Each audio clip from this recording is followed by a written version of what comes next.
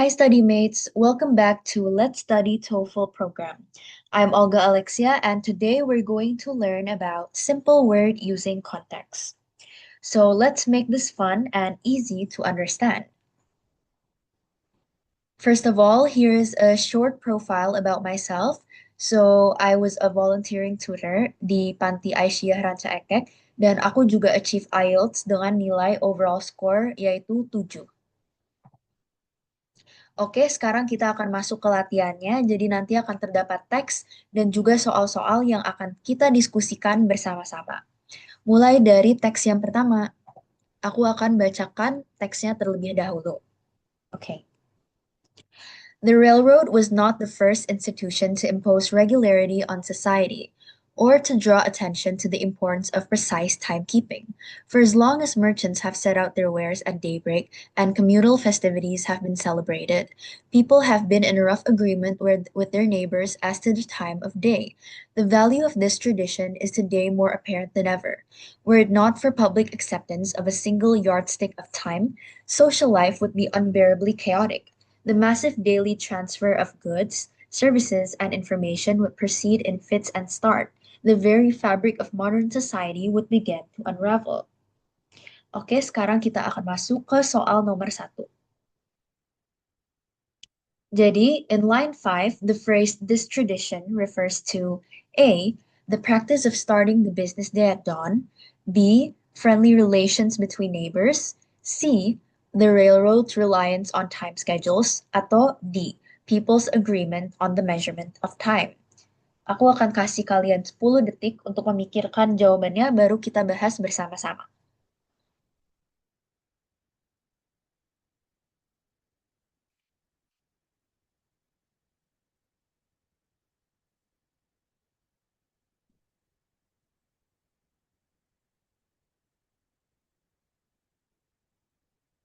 Oke, jadi sekarang mari kita lihat jawabannya bersama.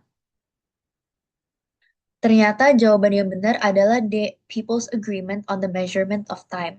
Nah, kita kembali lagi ke teksnya. Kita baca, tadi kan yang diminta line 5. Nah, kita baca dari kalimat sebelumnya untuk membantu. Karena biasanya kita bisa mendapat konteks clues dari kalimat sebelumnya. Terutama dari kalimat em, terutama dari kalimat pas sebelum ada titik. Itu biasanya ada clue yang berat.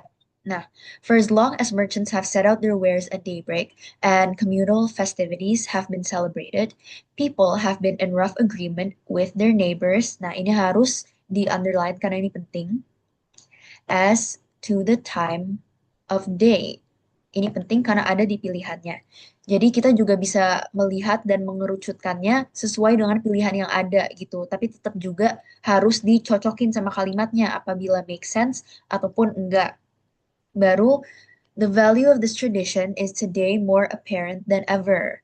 Nah, jadi dari situ kita bisa langsung tahu jawabannya apa. Kita balik lagi. Nah, jawabannya itu D. Kita bertanya-tanya dulu, ini tradition dalam teks ini itu konteksnya apa? Nah, jadi kalimat sebelumnya tadi yang udah aku garis bawahi itu setuju bahwa orang-orang people agree roughly on the time of day ya, kalau di pilihannya tulisannya seperti itu. Jadi, this tradition berarti bahwa people agreeing on what time it is. Yang A itu, mari kita cek yang lain ya. Kalau yang A itu salah.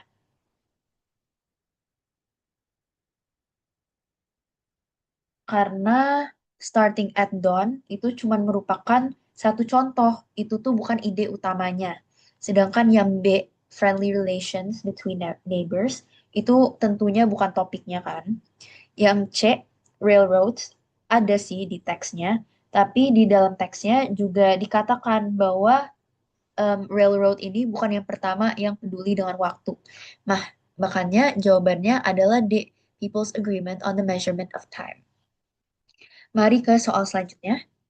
Oke, jadi ini udah teks yang beda. Aku akan bacakan lagi teksnya. In the later part of the 19th century, the direction of expansion in the United States shifted from the countryside to the city. Jadi ini berarti bahwa sebentar.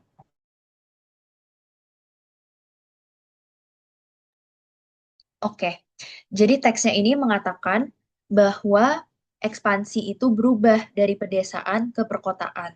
Nah, aku lanjutin.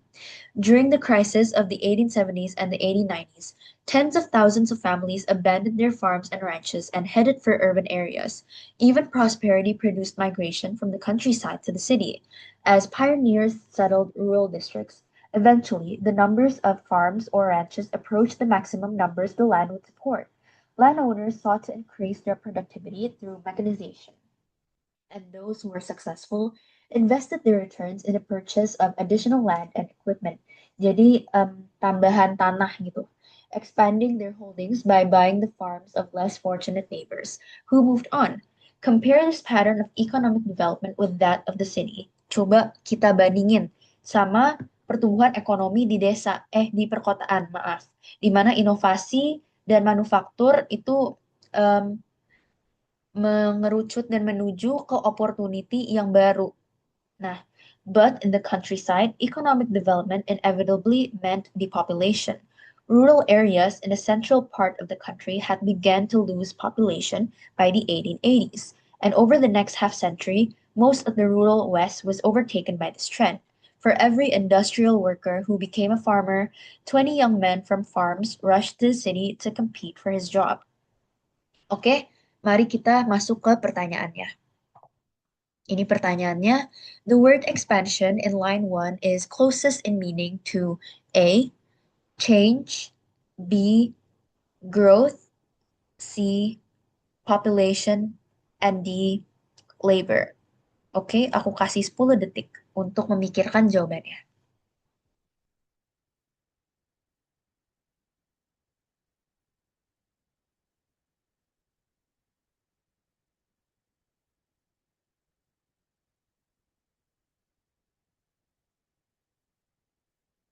Oke, sekarang mari kita lihat kunci jawabannya. Jadi jawabannya itu B, growth. Nah, ini tuh beruntung karena dari kalimat pertama itu kita udah mengetahui langsung to the point apa artinya.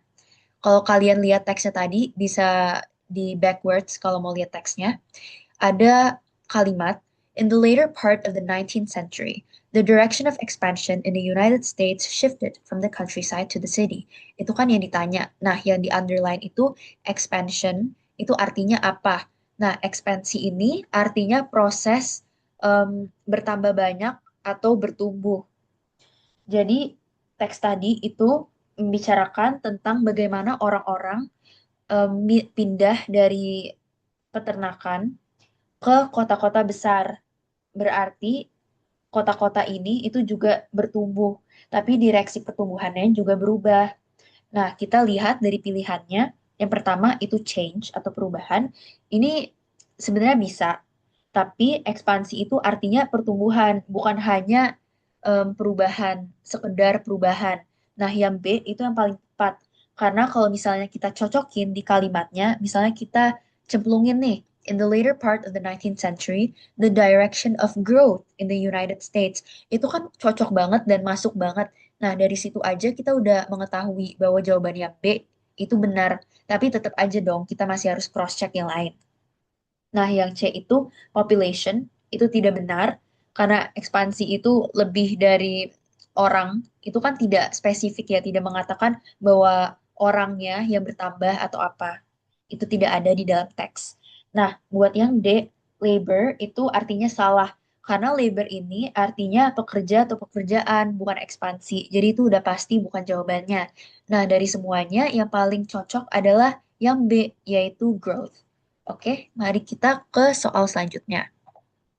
Oke, bisa dilihat di sini itu teksnya masih sama ya buat soal ketiga. Jadi kita langsung ke soalnya aja. Oke, the word abandoned in line 3 is closest in meaning to A, left behind, B, sold, C, gave away, or D, gradually reduce the size of. Nah, aku akan kasih 10 detik lagi.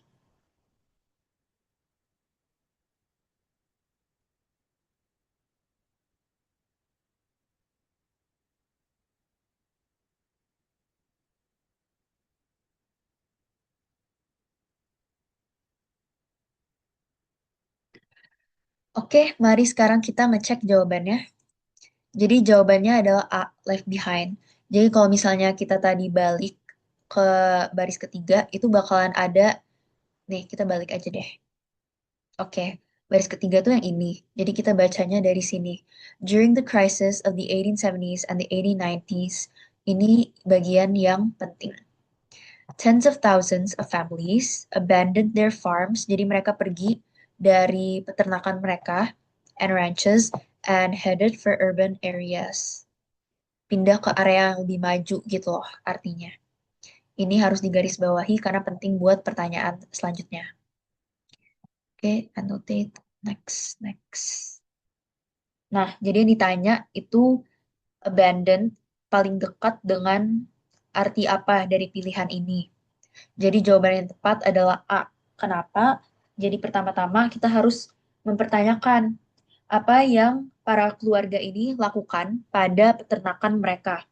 Nah, mereka kan meninggalkan pedesaan dan pindah ke perkotaan. Artinya mereka meninggalkan peternakan mereka atau their farms left behind. Itu kan artinya peternakan. Tidak diberitahui bahwa mereka menjualnya atau memberikannya. Namun pokoknya mereka meninggalkan pedesaan itu. Nah, kita lihat dari pilihannya ada empat, itu left behind, itu paling benar karena keluarganya pada pindah dan meninggalkan peternakan itu.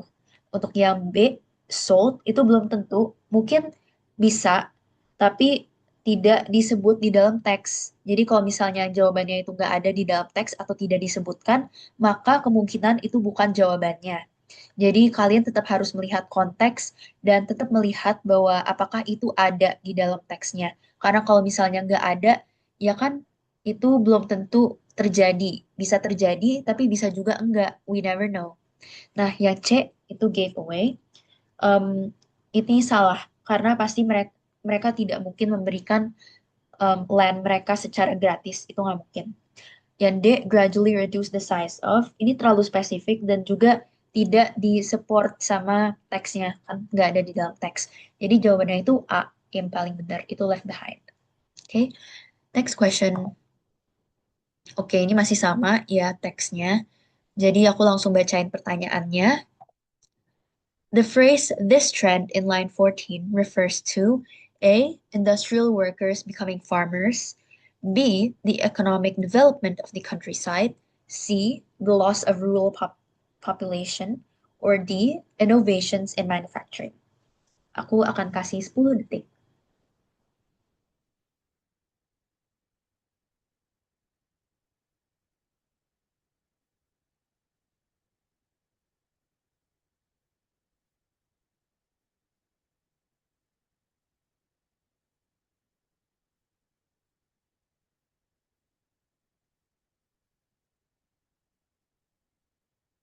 Oke, sekarang kita cek jawabannya. Jadi jawaban yang benar itu adalah C. The loss of rural population. Mari kita lihat line 14. Oke, agak jauh di bawah yang ini. Mulai dari, let's see. Oke, jadi mulai dari line 12 aja. Rural areas in the central part of the country had begun to lose population by the 1880s, and over the next half century, most of the rural west was overtaken by this trend. Nah, oke, sekarang kita balik ya. Jadi tadi kan ada perkataan seperti ini, rural areas in the central part, ini yang tadi aku bacain. Jadi this trend itu paling mendekati sama apa? Mari kita lihat. Jadi kita harus mengetahui dulu tren apa nih yang diomongin dan apa yang sedang terjadi di dalam sini. Nah, key idea-nya itu orang-orang sedang meninggalkan rural areas. Kalau kalian nggak tahu rural areas itu apa, itu adalah em, area pedesaan pokoknya. Jadi yang kurang maju gitu. Jadi this trend itu pastinya memberitahukan tren orang-orang meninggalkan pedesaan atau the loss of rural population, yaitu karena mereka meninggalkan pedesaan, jadi populasi penduduk pedesaan atau rural itu berkurang. Makanya jawabannya adalah yang C. Kita lihat dulu jawaban yang lain ya. Yang A itu salah. Industrial workers becoming farmers. Karena justru kebalik. City workersnya itu semakin bertumbuh. Karena mereka justru pindah dari pedesaan. Kalau yang B, the economic development of the countryside, itu juga salah ya guys. Ini salah, ini juga salah. Oke, yang ini yang paling akurat. The loss of rural population tadi udah dijelasin. Sama yang D, innovations in manufacturing. Ini tuh sebab bukan trennya sendiri, jadi ini juga salah. Jawaban yang paling tepat itu C ya, teman-teman. Oke, maaf ya anotasinya rada-rada. Jadi begitu. Mari kita ke soal selanjutnya setelah ini. Oke. Nah, ini soalnya udah berubah. Aku akan bacain ulang. Berarti the deepest that any person can get below the surface of Earth is to the bottom of the deepest mine, a mere 4 kilometers. Jadi paling jauh itu 4 kilometer ke bawah, gitu. The deepest hole ever drilled into Earth's crust reached less than 20 kilometers below the surface. Although the details of Earth's gravitational and magnetic fields give some extra information about what is going on inside Earth, for the most part of our understanding of Earth's interior is still dependent on the detection of seismic waves. Jadi mereka masih dependent sama pendeteksian dari seismic waves ini, the vibrations caused by earthquakes. Nah, seismic waves itu apa? Itu adalah vibrasi yang disebabkan kalau misalnya terjadinya gempa bumi. Itu adalah getarannya gitu. Oke, aku lanjutin.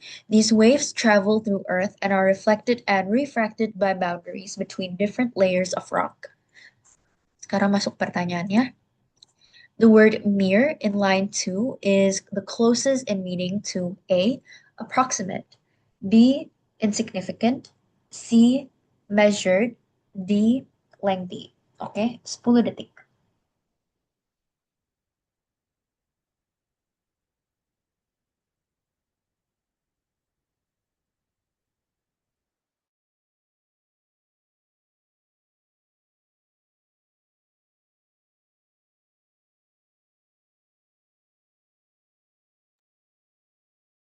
Oke, sekarang kita masuk ke jawabannya. Jadi jawabannya itu B, insignificant. Nah, di kalimat kedua itu ada sentence kayak gini. The deepest mine, a mere, ya ini, 4 kilometers. Nah, mere itu apa sih? Mere itu menjelaskan seberapa kecil atau seberapa tidak berpengaruh kedalamannya itu. Depth itu kedalaman ya artinya.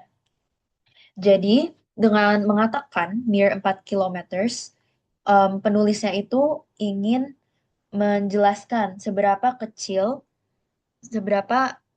kedalamannya. Jadi tidak terlalu signifikan ya. Makanya jawabannya itu B, insignificant. Kalau misalnya kita mau ngecek jawaban yang lain, yang A, approximate, itu salah. Karena approximate itu artinya about atau estimasi. Padahal 4 kilometers ini udah angka yang tepat, jadi ini salah. Karena ini bukan angka yang tepat ya, teman-teman. Terus untuk measured itu salah juga karena mere di sini itu tidak membicarakan tentang bagaimana em, pengukurannya. Lengthy itu juga salah. Ini kebalikannya. Lengthy itu artinya kan terlalu panjang. Jadi itu kebalikannya justru dari mere. Nah, ini juga taktik yang bagus nih. Kalau misalnya kita lihat kata yang kebalikan dari apa yang diminta, ini kan mere, dan lengthy dan mere itu kebalikan. Jadi ini tuh udah pasti salah ya. Karena kebalikannya itu nggak mungkin jawabannya kalau misalnya yang ditanya itu kemiripan. Nah, berarti ini udah bisa di cross out, guys. Jadi nanti tinggal 3 pilihan yang bisa kalian pilih gitu. Tapi kalau misalnya dalam konteks soal ini, yang paling tepat itu udah pasti yang B, yang ini. Oke, begitu. Sekarang ke soal selanjutnya. Oke, ini udah teks yang beda lagi ya. What the analysis of seismic waves shows is a layered structure built around a solid inner core, which has a radius of about 1,600 kilometers. This inner core is surrounded by a liquid outer core, which has a thickness of just over 1,800 kilometers. The whole core is very dense, probably rich in iron, and has a temperature of nearly 5,000 degrees Celsius. The circulation of this electrically conducting material in the liquid outer core is clearly responsible for the generation of Earth's magnetic field. But nobody has ever been able to work out a thoroughly satisfactory model of how this process works. Sekarang masuk ke pertanyaannya. The word thoroughly in line 15 is the closest meaning to A, basically, B, similarly, C, potentially, or D, completely. 10 detik ya teman-teman.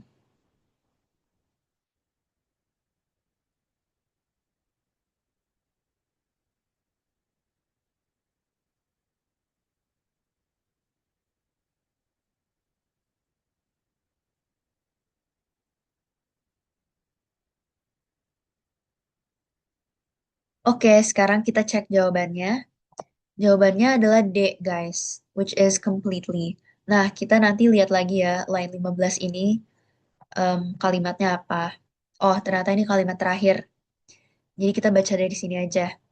The circulation of this electrically conducting material in the liquid outer core is clearly responsible for the generation of Earth's magnetic field. But nobody has been able to work out, ini penting, nih dari sini deh, nobody has ever been able to work out a thoroughly satisfactory model of how this process works.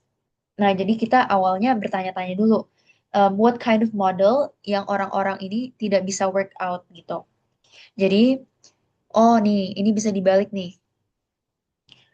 Model apa yang nobody is able to work out? Nah, jawabannya itu ini, a thoroughly satisfactory model. Jadi sebab akibat gitu loh, guys. Jadi thoroughly ini mendeskripsikan kedalaman atau em, keseluruhan dari seberapa satisfying modelnya itu. Nah, kita lihat lagi ya pilihannya di sini. Oke, yang ini nih, thoroughly satisfactory model. Nah, jadi artinya itu seluruhnya atau sepenuhnya. Jadi, no one has created a model yang menjelaskan proses dalam cara yang secara mencakup seluruhnya gitulah intinya. Kita lihat kenapa yang lain salah. Basically. Basically itu simple banget ya guys. Itu artinya mostly atau misalnya kalau dalam bahasa Inggris in a simple way gitu. Jadi ini tuh hampir justru kebalikannya ini justru. Karena kalau thoroughly itu benar-benar dilihat secara spesifik, secara mendalam. Basically itu kebalikannya. Similarly, yang B artinya kalau dalam bahasa Inggris itu in the same way. Nah, kalau basically tadi kan in a simple way, ini in the same way, yaitu salah karena nggak ada relasinya. Yang C itu potentially, artinya ada kemungkinan, tapi ini bukan tentang em, proses yang mencakup keseluruhannya gitu. Ini cuma potensi. Maka itu salah. Jadi jawaban yang paling benar itu D. It's completely. That is the best answer. Oke. Jadi sekarang kita lanjut ke soal yang selanjutnya. Soal nomor 7. Teksnya juga udah berubah. The high temperature in the core is in part a result of the fact that the Earth formed as a ball of molten rock. Once a cool crust had formed around the molten ball of rock, it functioned as an insulating blanket. Jadi tahu nggak sih selimut-selimut yang bisa menghantarkan panas ya semacam seperti itu. Nah, aku lanjutin ya. Even so, without some continuing injection of heat, the interior of Earth could not still be as hot as it is today. More than 4 billion years later, the extra heat comes from radioactive isotopes, originally manufactured by stars, which decay into stable elements and give out energy as they do so. In about 10 billion years, even this source of heat will be used up, and Earth will gradually cool down. Sekarang kita lihat pertanyaannya. Oke, jadi ini tuh sebenarnya gabungan dari soal-soal yang udah ada tadi. Jadi tadi itu sebenarnya em, satu esai ya, tapi aku bagi jadi 4 bagian gitu. Nah, ini soalnya. Look at the terms seismic waves, line 6, earthquakes, line 6, magnetic fields, line 14, And stable elements, line 21. Which of these terms is defined in the passage? A. Itu seismic waves. B. Earthquakes. C. Magnetic fields. And D. Stable elements. Okay, I will give you 10 seconds.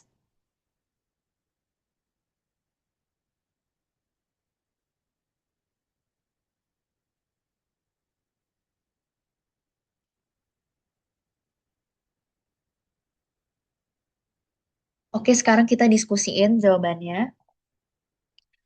Oke, jadi ini jawabannya. Jawabannya itu ternyata A. Yang ditanyakan ini yang didefinisikan kan. Kalau ini sebenarnya mudah. Kita tinggal lihat, mudahnya itu kita lihat dari pilihannya. Terus kita baru cari di teksnya. Ini enak karena udah disebutkan lainnya berapa. Jadi tinggal dicari, terus nanti kita lihat yang mana yang ada definisinya. Carinya itu mudah banget. Nih, misalnya ya, seismic waves. Di line 6, kalau misalnya kalian balik lagi ke teks yang sebelumnya, itu ada kalimat seperti ini. The detection of seismic waves, the vibrations caused by earthquakes. Jadi ini adalah definisi. Karena seismic waves itu dideskripsikan sebagai the vibrations caused by earthquakes atau vibrasi yang disebabkan oleh gempa bumi. Nah, kalau misalnya kita lihat earthquakes itu sama kan, ada di sini juga. Ini cuma ada tulisan the vibrations caused by earthquakes, tapi earthquakes ini apa? Kita kan nggak tahu ya yang ini karena nggak ada definisinya. Nah, makanya ini bukan. Yang earthquakes ini bukan. Ini jawabannya. Ini maksudnya katanya ya guys, jadi yang ini bukan. Karena mentioned but it's not defined. Kalau magnetic field itu sama. Jadi cara carinya itu sama guys. Magnetic field itu juga disebut di dalam teksnya. Kalau kalian cari di baris 14 itu ada. Tapi once again, it's not defined, nggak ada pengertiannya. Lalu yang terakhir, stable elements itu juga sama dan ada relasinya, tapi tetap aja tidak ada definisi yang diberikan. Maka jawaban yang paling tepat itu ini ya guys, yang A. Oke, this is the right one. Nah, sekarang kita lanjut ke soal berikutnya. Oke, oke, teks ke-8. Amber is not a mineral, but is used as and called a semi-precious stone. The oldest and most continuous use of it is for decoration. Although it is ancient tree resin, amber is not fossilized in the most commonly understood sense of the word. We often think of fossils as the remains of extinct organisms, like dinosaur bones, and impressions of ferns, leaves, insect wings, and rocks. Jadi ferns itu juga kayak daun itu tuh paku ya guys. Nah, aku lanjutin. Unlike these kinds of fossils, which are usually mineral replacements of the original structure, amber is entirely organic. Its compositions from the original tree resin has changed little over a million years. Even the inclusions of tiny organisms in amber are strikingly intact.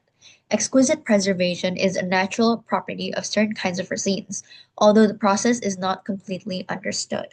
Oke, jadi sekarang kita bahas soalnya, kita lihat dulu.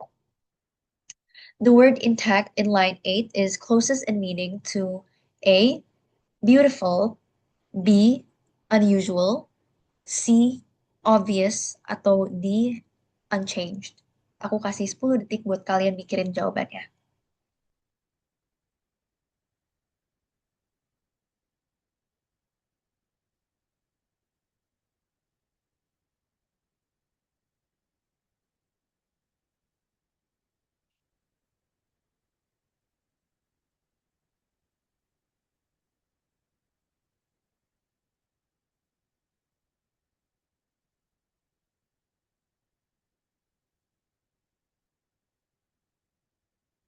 Oke, sekarang kita lihat kuncinya. Ternyata jawabannya itu D, unchanged. Nah, kenapa?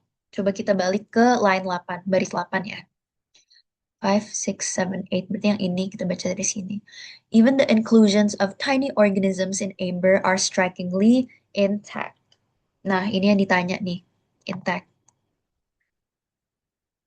Jadi kita tuh awalnya, bentar ya guys, maaf berantakan. Nah, ini. Jadi kita awalnya mempertanyakan dulu intact ini artinya apa tentang organisme-organisme yang ada di dalam batu embernya. Jadi ember ini kan batu ya, tipe batu. Nah, teksnya itu mengatakan bahwa ember itu organik dan berubahnya sangat dikit over millions of years. Jadi dalam em, ribuan tahun itu perubahannya dikit banget. Kalau begitu udah jelas dong jawabannya itu tadi di pilihan ada jawaban unchanged. Itu adalah jawaban yang tepat. Oke, kita coba balik lagi buat lihat ya.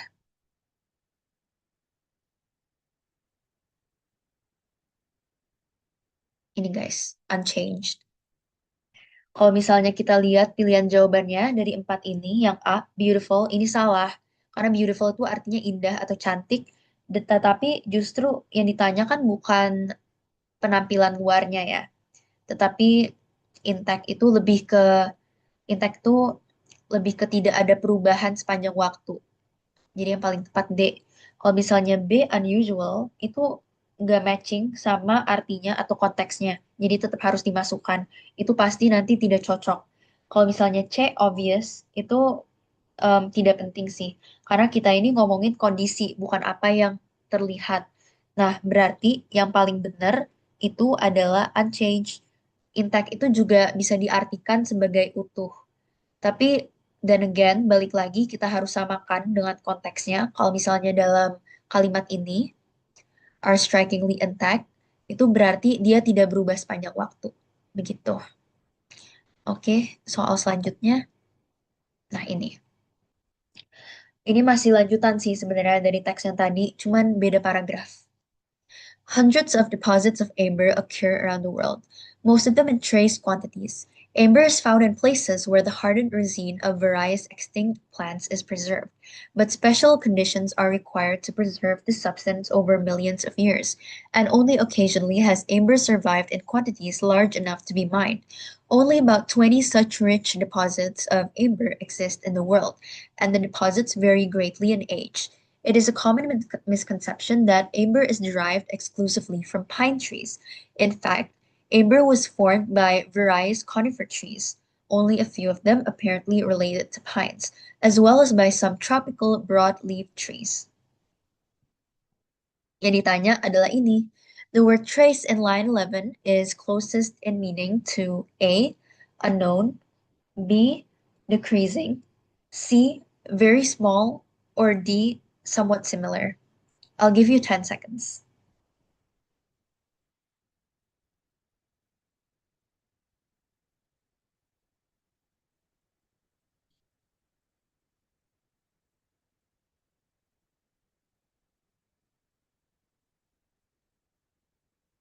Oke, sekarang coba kita cek jawabannya. Jawaban yang benar itu ternyata very small. Oke, jadi kita balik ke baris ke-11 ya. Ini baris pertama ternyata. Hundreds of deposits of amber occur around the world, most of them in trace quantities. Nah, yang ditanya itu ini nih, trace. Trace itu apa sih? Jadi kita harus pertanyakan itu. Jadi trace ini mendeskripsikan seberapa banyak amber yang ditemukan. Jadi kalimat ini mengatakan hundreds of deposits occur nih. Hundreds of deposits. Aku ini deh garis bawahin biar lebih jelas. Hundreds of deposits of amber occur. Nah, ini poin pentingnya. Tapi kebanyakan adalah dalam trace quantities ini.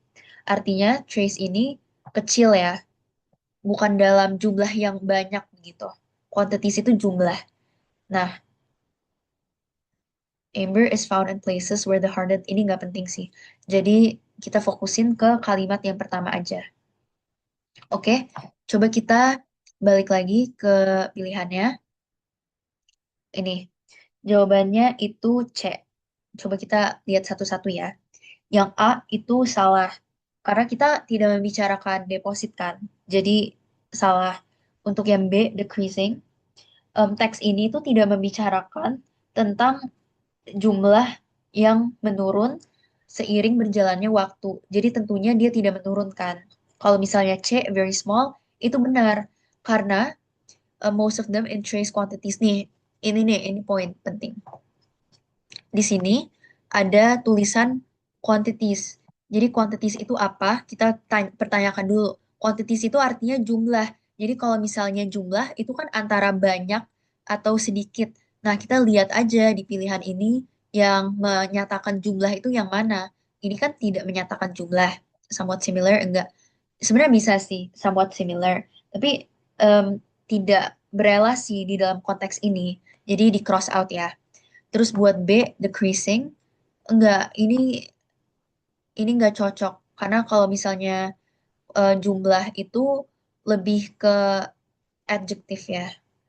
Ini tuh enggak unknown, enggak mungkin. Berarti jawabannya itu C, very small. Begitu guys. Oke. Nah, ini soal yang terakhir. Amber is almost always preserved in a sediment that collected at the bottom of an ancient lagoon or river delta at the edge of an ocean or sea. The specific gravity of solid amber is only slightly higher than that of water. Although it does not float, it is buoyant and easily carried by water. Amber with bubbles is even more buoyant. Okay, thus amber would be carried downriver with logs from fallen amber-producing trees and cast up as beach drift on the shores or in the shallows of a delta into which the river empties. Over time, sediments would gradually bury the wood and resin. The resin would become amber and the wood a blackened charcoal-like substance called lignite. Jadi buoyant ini, kalau misalnya kalian bertanya-tanya apa artinya buoyant di sini, itu artinya ringan. Jadi ini tuh ringan dan mudah terbawa oleh arus air. Terus ember yang memiliki bubbles itu bahkan lebih ringan lagi gitu. Oke, sekarang kita lihat ya. The word thus in line 23 is closest in meaning to A, consequently, B, instead, C, moreover, or D, initially. I'll give you 10 seconds. Ini sebenarnya agak rancu, tapi pasti bisa lah guys.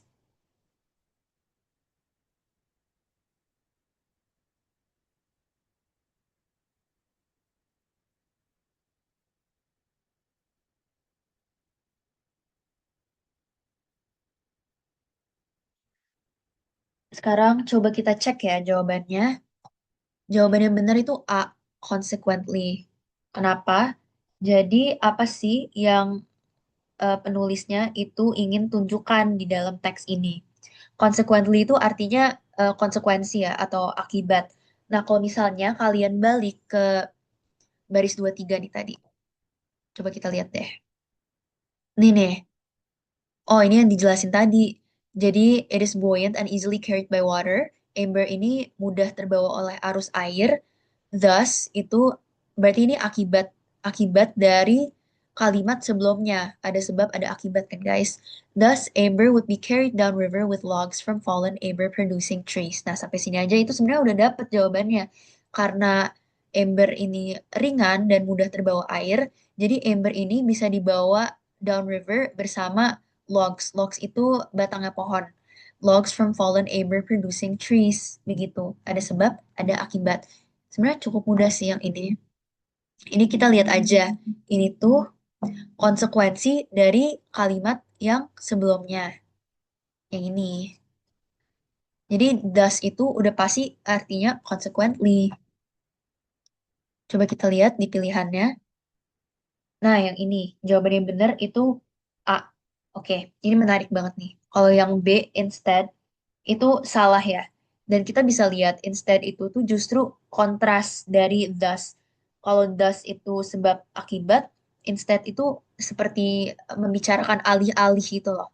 Jadi it's the opposite. Nah, kalau C, moreover, itu artinya tambahan. Kayak misalnya, em,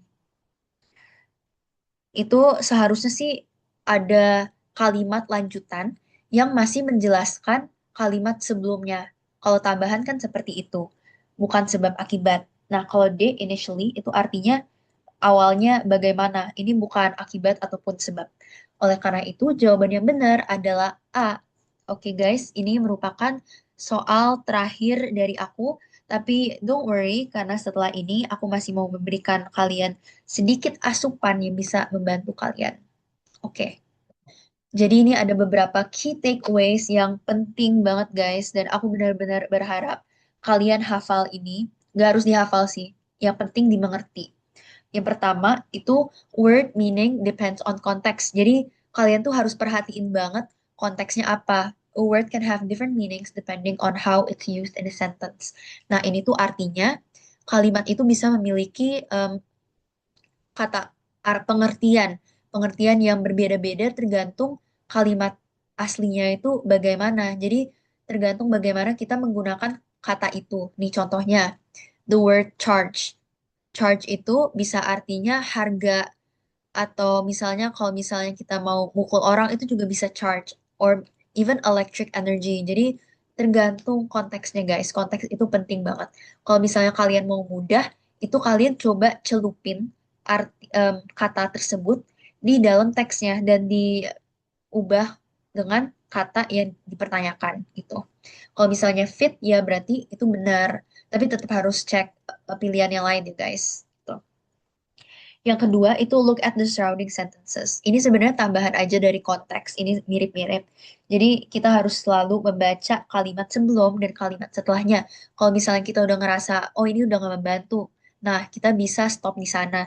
Tapi sebenarnya tetap penting banget buat jaga-jaga aja. Karena bisa jadi terdapat banyak clues atau hints gitu yang bisa membantu kita dalam menjawab pertanyaan. Oke, yang ketiga itu memakai konteks clues. Ini ada 4 nih di sini. Ada sinonim. Sinonim itu berarti kemiripan kata. The boy was timid or shy. Nah, timid or shy ini kan sinonim ya. Mereka mirip. Itu bisa banget dipakai. Timid itu artinya pemalu, shy juga artinya pemalu. Sedangkan ada juga yang contrast. Ini menunjukkan kalau kalimatnya itu terdapat perbedaan atau kebalikannya. Ini juga sebenarnya gampang untuk dilihat ya guys. Karena kan kalau kebalikan itu biasanya langsung tak ada di sana gitu. Terus ada example clues, ini such as, for example gitu-gitu. Itu menunjukkan adanya contoh. Serta yang terakhir itu definition clue. Jadi ini em, kalimatnya itu langsung ada di dalam teks itu. Dan ini bakalan lebih mudah sih buat dideteksi karena jadi langsung tahu to the point gitu. Oke, yang keempat itu eliminasi. Ini proses yang mudah banget. Jadi kayak yang kita lakukan tadi, kalau misalnya ada pilihan yang udah pasti salah, kita coret. Itu udah pasti bukan jawabannya. Jadi kalau misalnya ada jawaban yang kurang tepat, itu udah kita cross out lah dari pilihannya. Nah, yang kelima itu beware of tricky synonyms. Ini mirip banget juga sama yang pertama tadi. Jadi ada banyak sinonim, kata-kata itu bisa memiliki banyak pengertian, kita harus berhati-hati. Apalagi tes TOEFL ini suka menambahkan distraksi di dalam pilihannya. Jadi kita bingung mau pilih yang ini atau yang itu. Jadi kita harus selalu tes the word in the sentence. Kita coba cocokin, guys. Begitu. Oke, jadi terima kasih banyak sudah mendengarkan dan sudah menonton video ini sampai habis. Semoga pembelajaran ini bermanfaat bagi kalian semua yang mau mengambil tes TOEFL. Semoga disukseskan. Sebelum itu, saya juga mau mengucapkan terima kasih kepada donatur Let's Study yang sudah membiayai dalam produksi materi ini. Nah, StudyMate sendiri bisa mereview kembali bahan pembelajaran textbook catatan dan juga latihan soal pada link di description box. Let's Study juga menyediakan playlist loh. Jadi ada playlist YouTube khusus bahan pembelajaran. Jangan lupa dicek ya StudyMates agar mendukung Let's Study. Okay, thank you so much. And don't forget to like, don't forget to subscribe. Dan I'll see you next time. Bye.